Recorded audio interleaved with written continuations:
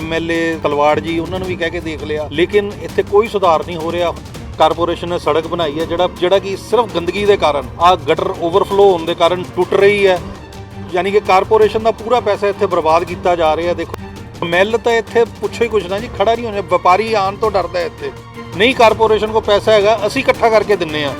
खबर लेने लुधियाने तो लुधियाना ਦੇ ਰਾਹੋਂ ਰੋਡ ਇਲਾਕੇ ਗੁਰੂ ਵਿਹਾਰ ਵਾਰਡ ਨੰਬਰ 6 ਦੇ ਕਾਫੀ ਲੰਮੇ ਸਮੇਂ ਤੋਂ ਗੰਦ ਦੇ ਢੇਰ ਅਤੇ ਸੀਵਰੇਜ ਬਲੌਕ ਹੋਏ ਪਏ ਨੇ ਔਰ ਸੀਵਰੇਜ ਦਾ ਗੱਦਾ ਪਾਣੀ ਜੋ ਬਾਹਰ ਵੱਲ ਓਵਰਫਲੋ ਹੋ ਕੇ ਸੜਕਾਂ ਤੇ ਖੜਾ ਨਜ਼ਰ ਆ ਰਿਹਾ ਹੈ। ਔਰ ਸੋਚਣ ਵਾਲੀ ਗੱਲ ਇਹ ਹੈ ਕਿ ਇਲਾਕੇ ਦੇ ਮੌਜੂਦਾ ਕੌਂਸਲਰ ਸਰਬਜੀਤ ਸਿੰਘ ਲਾਡੀ ਵੱਲੋਂ ਇਗਨੋਰ ਕੀਤਾ ਜਾ ਰਿਹਾ ਹੈ, ਪਰ ਗੰਦੇ ਪਾਣੀ ਅਤੇ ਗੰਦੇ ਕੂੜੇ ਦੇ ਢੇਰਾਂ ਕਰਕੇ ਲੋਕਾਂ ਨੂੰ ਕਾਫੀ ਮੁਸ਼ਕਲਾਂ ਦਾ ਸਾਹਮਣਾ ਕਰਨਾ ਪੈ ਰਿਹਾ ਹੈ। ਔਰ ਫੈਕਟਰੀ ਦੇ ਮਾਲਕਾਂ ਵੱਲੋਂ ਮੌਜੂਦਾ ਕੌਂਸਲਰ ਨੂੰ 30,000 रुपए भी दिते गए पर कुछ नहीं बनया। इस संबंध ਵਿੱਚ ਕੀ ਗੱਲਬਾਤ ਹੋਈ ਹੈ ਆਓ ਸੁਣਦੇ ਹਾਂ।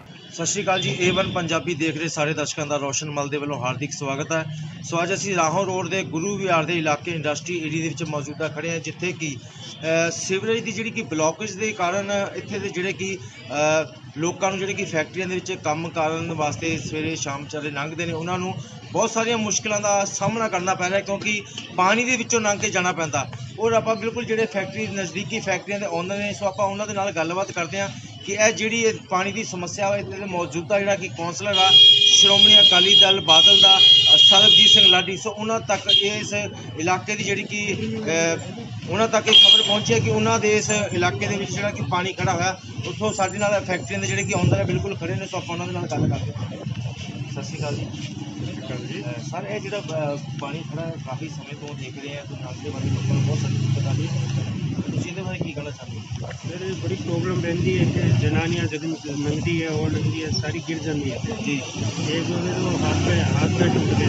अच्छा, इसका कोई हल नहीं हो रहा है, इसका जल्दी से जल्दी हल निकलवाए तो बहुत बढ़िया। ਸਰ ਜਿਹੜੇ ਇੱਥੇ ਦੇ ਮੌਜੂਦਾ ਕੌਂਸਲਰ ਆ ਸਰਬਜੀਤ ਸਿੰਘ ਲਾਡੀ, ਤੁਸੀਂ ਉਹਨਾਂ ਤੱਕ ਇਹ ਇਤਲਾਹ ਦਿੱਤੀ ਹੈ ਵੀ ਉਹਨਾਂ ਦੇ ਇਲਾਕੇ ਦੇ ਵਿੱਚ ਪੈ ਏਰੀਆ देती हुई है सर, ਫਿਰ ਉਹਨਾਂ ਵੱਲੋਂ ਕੀ ਜਵਾਬ ਆ ਰਿਹਾ? कराओगे कराओगे कराओगे ਪਰ ਦੇਖਿਆ ਹੈ ਕਿ ਸੀਵਰੇਜ ਦੀ ਬਲੌਕੇਜ ਹੈ, ਉਹ ਗੰਦਾ ਪਾਣੀ ਨਾ ਕਿ ਇੰਨੀ ਬਦਬੂ ਆ ਰਹੀ ਹੈ। सर ये बीमारियाँ का घर है ਜੀ, इतना जल्दी से हल हो जाए बस यही चाहते हैं हम। ਤੁਸੀਂ ਹੁਣ ਪ੍ਰਸ਼ਾਸਨ ਤੋਂ ਕੀ ਮੰਗ ਕਰਦੇ ਹੋ? जल्दी तो जल्दी हल हो जाएगा, सफाई हो जाएगी। ਠੀਕ ਹੈ। ਸੋ ਇਹ ਨੇ ਨਜ਼ਦੀਕੀ ਜਿਹੜੇ ਕਿ ਜਿੱਥੇ ਕਿ ਗੰਦੇ ਪਾਣੀ ਦੀ ਨਜ਼ਦੀਕੀ ਫੈਕਟਰੀ ਓਨਰ ਨੇ। ਸਰ ਫੈਕਟਰੀ ਦਾ ਕੀ ਨਾਮ ਆਪਣਾ? ਮਹਿਤਾ ਇੰਡਸਟਰੀ ਦੇ ਓਨਰ, ਉਹਨਾਂ ਦਾ ਨਾਮ ਸੰਜੀਵ ਜੈਨ ਹੈ ਜੀ। ਇੱਥੇ ਆਪਣੀਆਂ ਫੈਕਟਰੀ ਹੈ ਜੀ ਮਹਿਤਾ ਇੰਡਸਟਰੀ ਦੇ ਨਾਮ ਤੇ ਜੀ। ਤੇ ਇਸ ਗਲੀ ਦਾ ਅਸੀਂ ਮੌਜੂਦਾ ਕੌਂਸਲਰ ਹੈ ਲਾਡੀ ਜੀ, ਉਹਨਾਂ ਨੂੰ ਵੀ ਕਹਿ ਕੇ ਬੜੀ ਵਾਰੀ ਦੇਖ ਲਿਆ, MLA ਤਲਵਾੜ ਜੀ ਉਹਨਾਂ ਨੂੰ ਵੀ ਕਹਿ ਕੇ ਦੇਖ ਲਿਆ, ਲੇਕਿਨ ਇੱਥੇ ਕੋਈ ਸੁਧਾਰ ਨਹੀਂ ਹੋ ਰਿਹਾ। ਹੁਣ ਇੰਨਾ ਪੈਸਾ ਲਗਾ ਕੇ ਇੱਥੇ ਕਾਰਪੋਰੇਸ਼ਨ ਨੇ ਸੜਕ ਬਣਾਈ ਹੈ ਜਿਹੜਾ ਕਿ ਸਿਰਫ ਗੰਦਗੀ ਦੇ ਕਾਰਨ ਆ ਗਟਰ ਓਵਰਫਲੋ ਹੋਣ ਦੇ ਕਾਰਨ ਟੁੱਟ ਰਹੀ ਹੈ, ਔਰ ਇਹਦੇ ਵੱਲ ਕੋਈ ਧਿਆਨ ਨਹੀਂ ਦੇ ਰਿਹਾ, ਯਾਨੀ ਕਿ ਕਾਰਪੋਰੇਸ਼ਨ ਦਾ ਪੂਰਾ ਪੈਸਾ ਇੱਥੇ ਬਰਬਾਦ ਕੀਤਾ ਜਾ ਰਿਹਾ। ਦੇਖੋ ਇੰਨੀ ਵਧੀਆ ਸੜਕ ਬਣੀ ਸੀਗੀ, ਆ ਸਿਰਫ ਇੱਕ ਸੀਵਰੇਜ ਨਾ ਕਢਾਉਣ ਨਾਲ ਇਸ ਸੜਕ ਦਾ ਪੂਰਾ ਬੁਰਾ ਹਾਲ ਹੋ ਗਿਆ। ਸਰ ਦੇਖਿਆ ਜਾਂਦਾ ਕਿ ਸਮੈਲ ਵੀ ਬਹੁਤ ਜ਼ਿਆਦਾ ਸਮੈਲ ਤਾਂ ਇੱਥੇ ਪੁੱਛੋ ਹੀ ਕੁਛ ਨਾ ਜੀ, ਖੜਾ ਨਹੀਂ ਹੋਣੇ, ਵਪਾਰੀ ਆਉਣ ਤੋਂ ਡਰਦਾ ਹੈ ਇੱਥੇ। ਇਸ ਗਲੀ ਦੇ ਵਿੱਚ ਕਮ ਸੇ ਕਮ ਨਹੀਂ 45 ਤੋਂ 50 ਫੈਕਟਰੀਆਂ ਸਿਰਫ ਇਸ ਗਲੀ ਦੇ ਵਿੱਚ, ਜਿੱਥੋਂ ਪ੍ਰਾਪਰਟੀ ਟੈਕਸ ਹਰ ਤਰ੍ਹਾਂ ਦਾ ਟੈਕਸ ਕਾਰਪੋਰੇਸ਼ਨ ਨੂੰ ਜਾ ਰਿਹਾ, ਲੇਕਿਨ ਉਹਦੇ ਕਰਕੇ ਫਿਰ ਵੀ ਕੋਈ ਵੀ ਧਿਆਨ ਨਹੀਂ ਦਿੱਤਾ ਜਾ ਰਿਹਾ ਇੱਥੇ। ਕਿ ਇਸ ਤਾਂ ਕਾਰਪੋਰੇਸ਼ਨ ਅੱਗੇ ਸਾਰਿਆਂ ਅੱਗੇ ਰਿਕੁਐਸਟ ਕਰਦੇ ਆ, ਨਹੀਂ ਕਾਰਪੋਰੇਸ਼ਨ ਕੋਲ ਪੈਸਾ ਹੈਗਾ ਅਸੀਂ ਇਕੱਠਾ ਕਰਕੇ ਦਿੰਨੇ ਆ ਕਿ ਕਮ ਸੇ ਕਮ ਇੱਥੇ ਸਫਾਈ ਕਰਾਉਣੀ ਚਾਹੀਦੀ ਹੈ, ਇਹਨਾਂ ਨੂੰ ਗਟਰ ਦਾ ਓਵਰਫਲੋ ਜਿਹੜਾ ਠੀਕ ਕਰਵਾਉਣਾ ਚਾਹੀਦਾ। ਸਰ ਜਿਹੜੀ ਇੱਥੋਂ ਲੇਬਰ ਲੰਘਦੀ ਉਹਨਾਂ ਨੂੰ ਵੀ ਬਹੁਤ ਸਾਰੀ ਮੁਸ਼ਕਲਾਂ ਦਾ ਸਾਹਮਣਾ। ਲੇਬਰ ਤਾਂ ਰੋਜ਼ ਗਿਰਦੇ ਆ, ਕੋਈ ਗਟਰਾਂ ਦੇ ਢੱਕਣ ਖੁੱਲੇ ਆ ਉਹਨਾਂ ਨੂੰ ਨਹੀਂ ਕੋਈ ਠੀਕ ਕਰਦਾ, ਵਿੱਚ ਗਿਰ ਜਾਂਦੇ ਆ ਬੰਦੇ। ਬਹੁਤ ਹੀ ਜ਼ਿਆਦਾ ਬੁਰਾ ਹਾਲ ਹੈ ਕਿ ਜੀਣਾ ਦੁਸ਼ਵਾਰ ਹੋਇਆ ਪਿਆ ਇੱਥੇ ਜੀ। ਔਰ ਸਰ ਹੁਣ ਤੁਸੀਂ ਪ੍ਰਸ਼ਾਸਨ ਤੋਂ ਕੀ ਮੰਗ ਕਰਦੇ ਹੋ? ਤੁਸੀਂ ਪ੍ਰਸ਼ਾਸਨ ਤੋਂ ਇਹੀ ਮੰਗ ਕਰਦੇ ਕਮ ਸੇ ਕਮ ਸਾਫ਼ ਸਫਾਈ ਦਾ ਜਿਹੜੀਆਂ ਸਾਨੂੰ ਨਾਰਮਲ ਸਹੂਲਤਾਂ ਜਿਹੜੀਆਂ ਚਾਹੀਦੀਆਂ, ਕਿ ਬੰਦੇ ਨੂੰ ਚਾਹੀਦਾ ਕੀ ਹੁੰਦਾ, ਇੱਕ ਬਿਜਲੀ ਪਾਣੀ ਸਫਾਈ ਉਹੀ ਦਿੱਤੀ ਜਾਏ, ਇੱਕ ਸਫਾਈ ਕਰਵਾ ਦਿੱਤੀ ਜਾਏ, ਕਮ ਸੇ ਕਮ ਗਟਰ ਦੇ ਢੱਕਣ ਖੁਲਾ ਦਿੱਤੇ ਜਾਣ, ਕਿ ਗਟਰ ਖੁਲਾ ਕੇ ਗਟਰ ਦੀਆਂ ਸਫਾਈ ਕਰਾ ਦਿਓ, ਗਟਰਾਂ 'ਚ ਜਿਹੜੇ ਬੰਦੇ ਗਿਰਦੇ ਉਹਨਾਂ ਦੇ ਢੱਕਣ ਲਗਵਾ ਦਿਓ, ਸਿਰਫ ਇੰਨਾ ਕੀ ਕੰਮ ਕਰਵਾ ਦਿੱਤਾ ਜਾਏ। ਨਹੀਂ ਕਾਰਪੋਰੇਸ਼ਨ ਤੋਂ ਪੈਸਾ ਹੈਗਾ ਅਸੀਂ ਇਕੱਠਾ ਕਰਵਾ ਕੇ ਦੇ ਦਿਆਂਗੇ, ਕਮ ਸੇ ਕਮ ਸਾਨੂੰ ਇੰਨਾ ਕਹਿਣ ਕਿ ਇੰਨਾ ਪੈਸਾ ਤੁਸੀਂ ਇਕੱਠਾ ਹੋਰ ਕਰਕੇ ਦਿਓ ਕਿ ਅਸੀਂ ਕਰਕੇ ਦਿੰਨੇ ਆ ਇਹਨਾਂ ਨੂੰ ਪੈਸਾ। ਭਾਈ ਸਾਹਿਬ ਤੁਸੀਂ ਇੱਥੋਂ ਰੋਜ਼ ਲੰਘਦੇ ਹੋ? रोज रंग ਕੀ ਕੰਮ ਕੀ ਕਰਦੇ ਹੋ ਤੁਸੀਂ? होजरी लाइन में ओवरलॉक काम करते ਮਤਲਬ ਤੁਹਾਨੂੰ ਇਹ ਹਰ ਰੋਜ਼ ਪਾਣੀ ਦੇ ਵਿੱਚੋਂ ਲੰਘਣਾ ਪੈਂਦਾ? हैं डेली 1 महीना हो गया, ਅੱਛਾ। 1 महीने से ऐसे ही है सर। ਔਰ ਪਾਣੀ ਦੀ ਸਮੈਲ ਵੀ ਬਹੁਤ ਗੰਦੀ ਆ ਰਹੀ बहुत ਹੈ। ज्यादा यहाँ से यहाँ ये सब भरा रहता है यहाँ पर ਭਰਿਆ ਰਹਿੰਦਾ। हाँ, सर ਤੇ ਬਾਰਿਸ਼ ਤੇ ਜਦੋਂ ਆਉਂਦੀ ਬਾਰਿਸ਼ ਕਰਕੇ ਤਾਂ ਹੋਰ ਖੜਾ ਰਹਿੰਦਾ ਹੋਣਾ ਪਾਣੀ। बारिश करके इतना पानी लग जाता है जांग में। ਔਰ ਜਿਹੜੀ ਇੱਥੇ ਦੇ ਮੌਜੂਦਾ ਕਾਉਂਸਲਰ ਨੇ ਸਰਬਜੀਤ ਸਿੰਘ ਲਾਡੀ, ਸੋ ਉਹਨਾਂ ਤੱਕ ਕਿਸੇ ਨੇ ਫੈਕਟਰੀ, ਤੁਹਾਡੇ ਫੈਕਟਰੀ ਦੇ ਓਨਰ ਨੇ ਕਿਸੇ ਨੇ ਉਹਨਾਂ ਤੱਕ ਲਿੰਕ ਨਹੀਂ ਕੀਤਾ ਗੱਲਬਾਤ ਕਰਨ ਲਈ? सर ये तो मुझे नहीं पता क्योंकि मैं उनको नहीं जानता हूँ ਜੀ। ये फैक्ट्री मालिक नहीं, अगर बताए होंगे फिर भी कोई सुनवाई नहीं है। ਔਰ ਸਰ ਤੁਸੀਂ ਬਹੁਤ ਸਾਰੇ ਦੇਖਿਆ, ਅਸੀਂ ਲੰਘਦੇ ਆ ਇੱਥੇ, ਮੈਂ ਕੰਮ ਕਰਦਾ ਜੀ। ਜੀ। ਹਾਂਜੀ, ਮੈਂ ਰੋਜ਼ ਦੇਖਦਾ ਇੱਥੇ, ਰੋਜ਼ ਗਿਰਦੇ ਅਸੀਂ ਚੱਕ ਚੱਕ ਕੇ। ਆਹ ਦੇਖੋ ਇੱਟਾਂ ਲਾਏ, ਇੱਟਾਂ ਰੱਖ ਰੱਖ ਕੇ ਲੰਘਾਇਆ ਅਸੀਂ ਆਪ ਇੱਥੇ 2-4 ਅੱਧਾ ਘੰਟਾ ਮੀਂਹ ਪੈ ਜੇ ਨਾ ਤੇ ਇੱਥੇ ਹੋਰ ਜ਼ਿਆਦਾ ਭਰ ਜਾਂਦਾ ਆ। ਇੱਥੇ ਰੋਜ਼ ਅਸੀਂ ਸੀਵਰੇਜ ਦੇਖਦੇ ਆ ਤੇ ਗਿਰਦੇ ਆ, ਉਹਨਾਂ ਨੂੰ ਚੱਕ ਚੱਕ ਕੇ ਅਸੀਂ ਆਪ ਲੰਘਾਉਂਦੇ ਆ।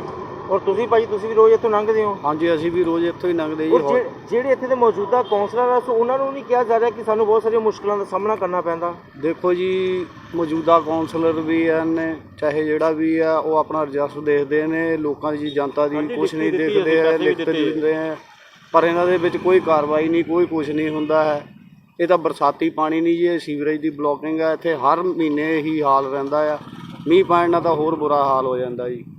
ਇੱਕ ਤਾਂ ਕਰੋਨਾ ਦੀਆਂ ਬਿਮਾਰੀਆਂ ਹੈ, ਇਹ ਬਿਮਾਰੀਆਂ ਦੇਖ ਲਓ ਜੀ। ਔਰ ਤੁਸੀਂ ਮੇਰੀ ਬੈਕ ਸਾਈਡ ਤੇ ਦੇਖ ਰਹੇ ਹੋ ਕਿ ਇੱਥੋਂ ਲੰਘਣ ਵਾਲੇ ਆ ਦੇਖੋ ਲੇਡੀਜ਼, ਉਹਨਾਂ ਨੂੰ ਵੀ ਇੱਥੋਂ ਪਾਣੀ ਦੇ ਵਿੱਚੋਂ ਲੰਘਣਾ ਪੈ ਰਿਹਾ।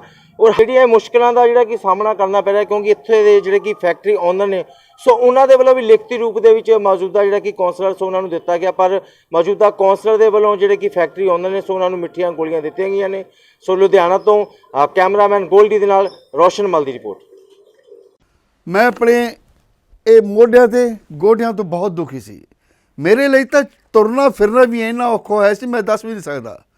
ਪਰ ਜਦ ਤੋਂ ਮੈਨੂੰ ਫੀ ਰਿਲੀਫ ਮਿਲਿਆ, 2.5-3 ਮਹੀਨੇ ਇਸਤੇਮਾਲ ਕਰਨ ਤੋਂ ਬਾਅਦ ਗੋਡੇ ਵੀ ਓਕੇ, ਮੋਢੇ ਵੀ ਓਕੇ। ਜੇ ਤੁਸੀਂ ਵੀ ਕਿਸੇ ਇਸ ਤਰ੍ਹਾਂ ਦੀ ਬਿਮਾਰੀ ਤੋਂ ਪਰੇਸ਼ਾਨ ਹੋ ਤੇ ਬੇਝਿਜਕ ਹੋ ਕੇ ਇਸ ਨੂੰ ਇਸਤੇਮਾਲ ਕਰੋ। ਸਿਰਫ 2.5-3 ਮਹੀਨੇ ਇਹ 125 ਬਿਮਾਰੀਆਂ ਤੱਕ ਦਾ ਇਲਾਜ ਕਰ ਸਕਦਾ ਹੈ। ਫੀ ਰਿਲੀਫ ਹਮੇਸ਼ਾ ਯਾਦ ਰੱਖੋ। ਬਸ ਕੁਝ ਦਿਨਾਂ ਤੋਂ ਮੈਨੂੰ ਵਾਲਾਂ ਦੀ ਬੜੀ ਸਮੱਸਿਆ ਸੀ, ਮੇਰੇ ਵਾਲ ਝੜਨੇ ਸ਼ੁਰੂ ਹੋ ਗਏ ਸੀ। ਮੈਨੂੰ ਮੇਰੇ ਦੋਸਤ ਨੇ ਆਇਲ ਫੀ ਰਿਲੀਫ ਵਾਲੇ ਦੱਸਿਆ। ਮੈਂ ਇਹ ਤੇਲ 3 ਕੁ ਮਹੀਨੇ ਲਾਣਾ ਆਪਣੇ ਸਿਰ ਤੇ ਅਪਲਾਈ ਕੀਤਾ। ਇਹ ਬਿਲਕੁਲ ਆਯੁਰਵੈਦਿਕ ਤੇਲ ਹੈ, ਇਹਦਾ ਕੋਈ ਸਾਈਡ ਇਫੈਕਟ ਨਹੀਂ ਹੈ। ਤੇ ਮੇਰੇ ਵਾਲ ਜਿਹੜੇ ਗੰਜਪਣ ਪੈਣਾ ਸ਼ੁਰੂ ਹੋ ਗਿਆ ਸੀ, ਉਹ ਦੁਬਾਰਾ ਆਉਣ ਲੱਗ ਗਏ। ਤੇ ਮੈਨੂੰ ਤਾਂ ਬੜਾ ਫਾਇਦਾ ਦਿੱਤਾ ਇਸ ਨੇ। ਜੇ ਤੁਹਾਨੂੰ ਵੀ ਕਿਸੇ ਇਸ ਤਰ੍ਹਾਂ ਦੀ ਪ੍ਰੋਬਲਮ ਦਾ ਤੁਸੀਂ ਸਾਹਮਣਾ ਕਰ ਰਹੇ ਹੋ ਤਾਂ ਇਹ ਤੇਲ ਲਾਣਾ ਨਾ ਭੁੱਲੋ। ਕਿਤਨਾ ਕਿਤੇ ਅਸੀਂ ਆਪਣੇ ਬਾਲਾਂ ਕਰਕੇ ਸ਼ਰਮ ਫੀਲ ਕਰਦੇ ਹਾਂ, ਕਿਤੇ ਸੋਸਾਇਟੀ 'ਚ ਬੈਠੇ ਹਾਂ ਕਿ ਕੋਈ ਮਜ਼ਾਕ ਨਾ ਕਰ ਰਿਹਾ ਹੋਏ, ਪਰ ਥੈਂਕਸ ਟੂ ਫ੍ਰੀ ਰਿਲੀਫ ਜਿਹਨੇ ਮੇਰਾ ਇਹ ਕੌਨਫੀਡੈਂਸ ਬਿਲਡ ਕੀਤਾ, ਜਿਹਦੇ ਲਗਾਉਣ ਨਾਲ ਮੈਂ ਮਾਰਕੀਟ 'ਚ ਹੁਣ ਬੜਾ ਹੀ ਕੌਨਫੀਡੈਂਟ ਹਾਂ। ਔਰ ਇਹਦੇ ਨਾਲ ਮੈਨੂੰ ਬੜਾ ਫਾਇਦਾ ਹੋਇਆ। ਤੇ ਮੈਨੂੰ ਸਰਵਾਈਕਲ ਦੀ ਵੀ ਦਿੱਕਤ ਸੀ ਤੇ ਉਹਦੇ ਨਾਲ ਵੀ ਮੈਨੂੰ ਬੜਾ ਰਿਲੀਫ ਮਿਲਿਆ। ਇਹ ਯੂਜ਼ ਕਰੋ ਤੇ ਮੈਂ ਪ੍ਰੈਕਟੀਕਲ ਯੂਜ਼ ਕਰ ਰਿਹਾ।